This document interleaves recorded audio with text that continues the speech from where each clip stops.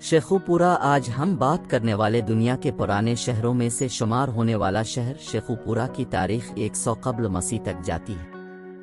تاریخی تحقیق سے ثابت ہوا کہ سانگلا شیخوپورہ اساکالا پنجاب کا دارالحکومت تھا۔ سانگلا پہاڑی پر سکندر اعظم کے حملے کی چند نشانیاں تاریخ میں ملتی ہیں۔ شہر کے گردونواں میں ٹیلوں کی شکل میں پرانی عمارتوں کی کچھ باقیات بھی موجود ہیں جو اسلام کی آمد سے پہلے موجود تھیں۔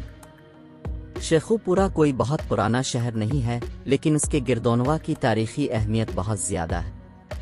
سکھ مذہب کے بانی گرو نانک کو یہاں تلونڈی ننکانہ صاحب میں تبلیغ اور ضرورت مندوں کی مدد کرتے ہوئے پایا جا سکتا تھا۔ شیخوپورہ پنجاب کا ایک اہم قصبہ سانگلا پہاڑی ہے جو شیخوپورہ شہر سے 59 کلومیٹر کے فاصلے پر ہے۔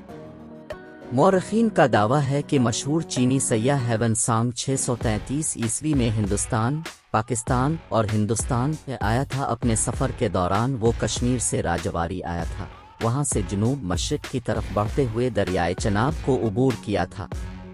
وہاں سے وہ شیپو چلے گئے جو موجودہ حافظ آباد ہو سکتا ہے، اور پھر وہ سانگلا پہاڑی پر چلا گیا۔ شیخوپورہ پر مغلوں کی حکومت۔ شاہ بلاول سلسلہ قادریہ کے اولیاء میں سے تھے۔ اب سید عثمان کے بیٹے اور سید عیسیٰ کے پوتے تھے۔ سید عیسیٰ مغل بادشاہ ہمایوں کے ساتھ ہرات سے ہندوستان آئے۔ بادشاہ نے شیخوپورہ سمیت ارد گرد کے قصبات بھی اس کے حوالے کر دیے۔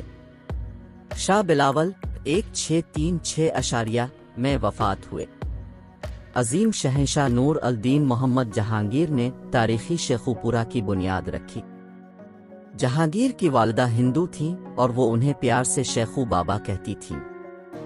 اسی مناسبت کی وجہ سے نئے شہر کا نام بھی شیخوپورہ رکھا گیا۔ شمال مشرق میں 2.5 میل کے فاصلے پر ایک شکار کی جگہ بنائی گئی تھی۔ ایک تالاب میں اور اس کے کنارے پر 12 داری بنائی گئی تھی۔ جہانگیر نے اپنے پیارے ہرن منسراج کی قبر کے ساتھ قبر بنانے کا حکم دیا۔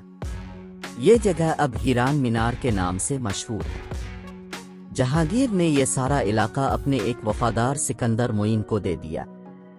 اس کی موت کے بعد اسے کستواڑہ میں باغیوں کے خلاف فتح کی وجہ سے ارادت خان کو دیا گیا۔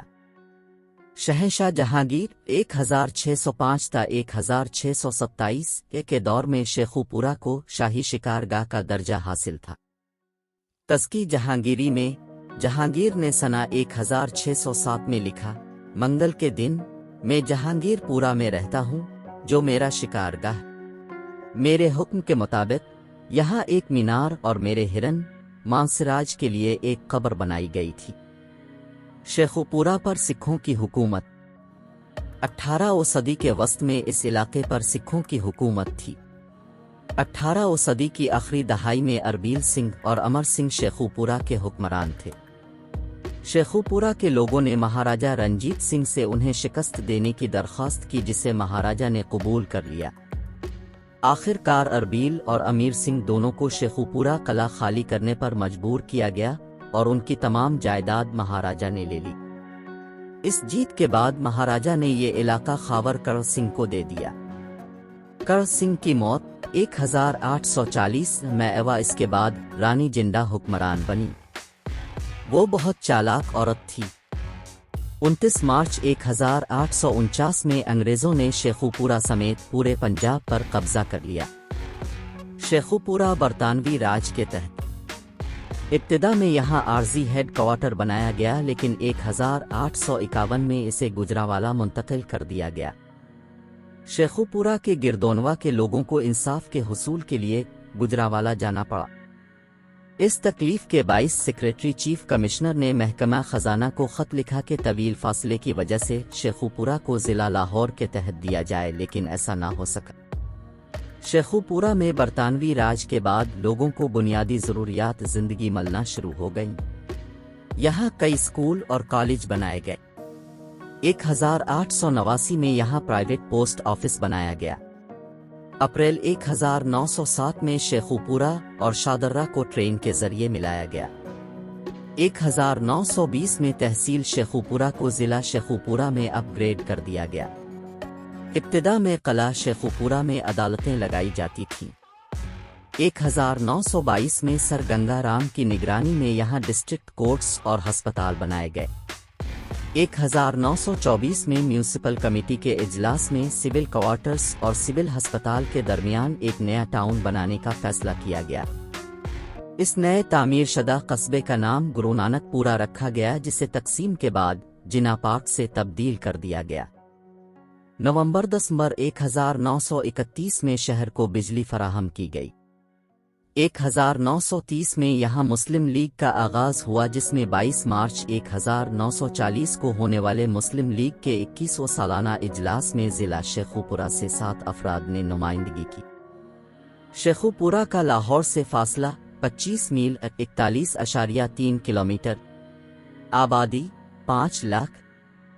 اس حقیقت کے پیش نظر کہ شیخوپورہ لاہور کے ہمسایہ شہروں کے مقابلے میں زیادہ آبادی والا اور معقول طور پر معاشی طور پر زیادہ خوشحال ہے، شیخوپورہ کو لاہور سے ملانے والا راستہ اس کے قریبی شہروں سے لاہور کی رسائی بڑھانے کے لحاظ سے بہت اہمیت کا حامل ہے۔